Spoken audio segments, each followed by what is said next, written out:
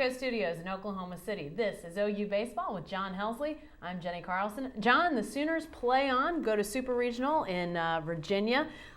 Do they take some momentum into this Super Regional matchup after their big regional wins last weekend? I think so, and it goes back even further than the regional last week. They've won a lot of games late in the season. They won 3 straight in the regional, which I think is a very good thing for them as far as momentum. The starting pitching was very solid, which is always a question with them.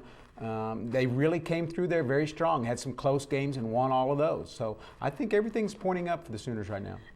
Those close games, I can't think but that helps, especially in the pressure situation that is the regional.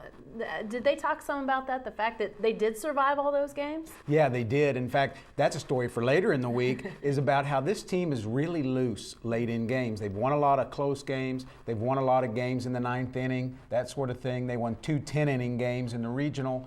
This is a team that just kind of has a looseness about it and doesn't panic in tight situations. Well, they're going to be in a tight situation against Virginia because Virginia is one of the best teams in the country, maybe the best team.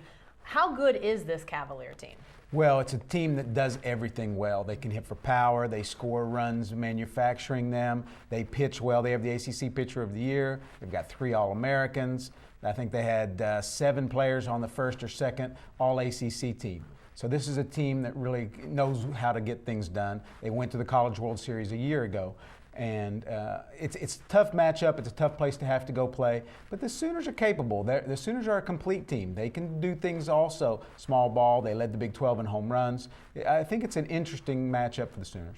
Is it some added benefit in the fact that St. John's, a team that isn't really known for baseball, beat Virginia, pushed them to that if necessary game? Does that put at least a little spark of idea in the Sooners' head that maybe they can go out there and win this thing? I think they will do that. And I think they'll look at that and say, okay, look, it wasn't an easy road for Virginia to get out of their own regional at home.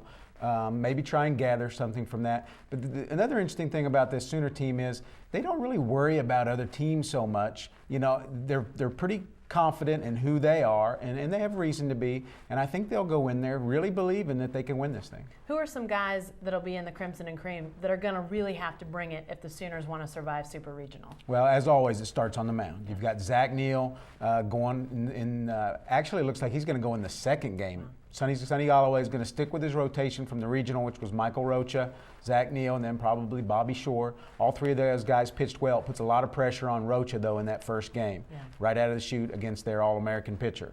Okay, so there's number 1 guy is Michael Rocha. And then in the lineup, you're looking at Garrett Buechele, Cameron Seitzer. Those guys who have kind of carried the load all season long, they have to be those guys in the middle of the order to drive in runs. All right, thanks, John. Hey, stay with the best coverage team anywhere at newsok.com and every day in the Oklahoman.